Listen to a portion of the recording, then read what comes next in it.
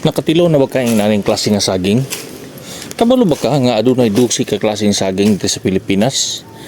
Isa na nini ang ato ang ginatanong karon kining kabindis, sunod lakatan, natundan o kining pinakatamis sa tanang saging dinhi sa tuwa karon kining gitawag nato lady finger or senyorita.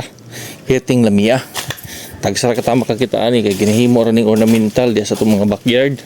Kay lisod kay magpataghan ani nga klase nga saging. Pero mao ni pinakatamis daw, gitawag nila senyorita. Lami kay siya, ang problema lang ani kay dili ra matanggal sa empong ngangom o nang lisod kay i-export. Magtanom ta karon kay gitagaan ta og similya sa atong amiga gikan sa Balagunan, si Ma'am Julie Oliverio.